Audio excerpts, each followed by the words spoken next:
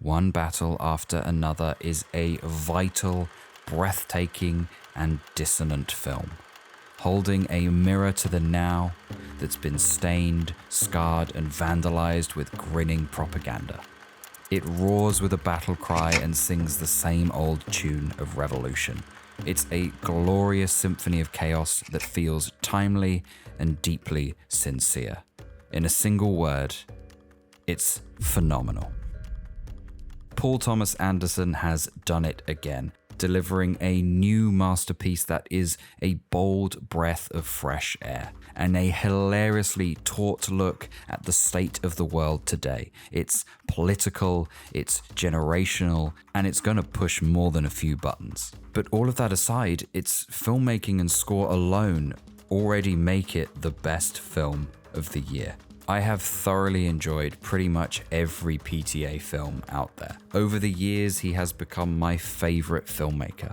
Magnolia is one of, if not my favorite film of all time, and I absolutely adore The Master and Phantom Thread especially. Punch Drunk Love, There Will Be Blood, Boogie Nights, and more recently Licorice Pizza are all amazing as well. The man has one of the best filmographies in history. And what I love so much about them is that PTA's characters are always deeply flawed, but they are so interesting to watch. They are always on the verge of something. They are always raging against something. And I think he does such a wonderful job at suspending us in their moments of awakening, where you really feel the soul of the character come alive. And he makes you fall in love the way his characters do. He catches you in those moments where pupils dilate. No other filmmaker has given me such a great sense of joy coupled with a fighting spirit, and he delivers all of that again here. I stepped out of the cinema with the best buzz I've had all year from a film, maybe even this decade. I kept dropping my thoughts on my way home because it just took me such a while to collect them. And it's the first film in a very long time where I've had such a strong urge to rewatch almost immediately. I was lucky enough to see this in IMAX 70mm, and I'm going back this weekend to see it in VistaVision. It really is that good, and I think it meets the dangerous levels of hype that is being generated around it. But what is it about? Well, it's a hard film to describe, so I'm just going to read the IMDb synopsis here. When an evil enemy resurfaces after 16 years, a group of ex-revolutionaries reunite to rescue one of their own's daughter. And I think that just about does it, only it doesn't emphasize the political landscape the fight happens across. And well, I think that's because even though this film feels urgent to current times, PTA has been writing this for 20 years, and it's loosely based on the Thomas Pynchon novel Vinland, which was written in 1990. The world hasn't changed that much. Revolution hasn't changed. It really is one battle after another, and it's a fight that is approached from both sides. Each side breathless in their beliefs, their determination is tangible, believable, and driven with the notion of that great line, freedom is no fear.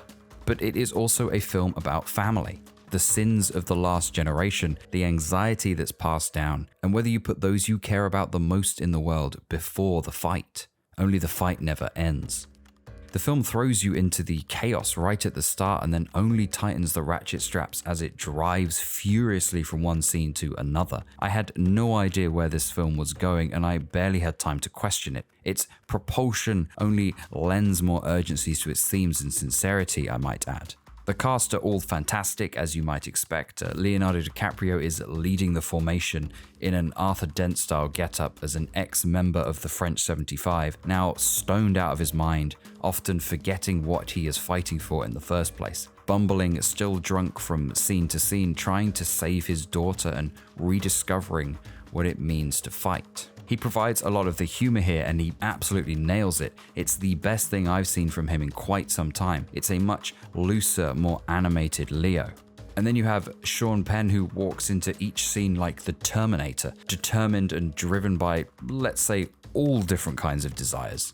Benicio del Toro is here. He's, of course, fantastic as always. Tiana Taylor is a driving force at the start of the film that sets the pace for everyone else in spectacular fashion. And then you have Chase Infinity, who steals the show every scene she's in. Everyone shows up here, and each character is more than ready to rage against something, except Leo's character Bob perhaps, but that's what makes him such an interesting central part of our journey through the film. No spoilers, of course. But one of the things I'm most itching to talk about is the score. Jonny Greenwood of Radiohead fame returns again for this, having delivered some of the most incredible music put to film in There Will Be Blood, Phantom Thread, and The Master. But I think this film might be his best work. And the music here is a huge part of what lends such a vital feeling to so many scenes. It's a tantalizing score, unleashing melodies that wouldn't be out of place in a globe-trotting Bond film, only there's much more melancholy here. But more often than not, the best parts of this score are its percussive and one-note elements that wind up the anxiety and paranoia. There are piano sections that have an urgency that feel like a car door has been left ajar and that sound is ringing and ringing. It may even be a deliberate callback to Fargo. And the drums. When you see the film, just wait for the drums. The visuals here are as stunning as you would expect, of course. The camera is dragging on the heels of many of our characters, and when it does stop, it finds them in the most gorgeous of backdrops.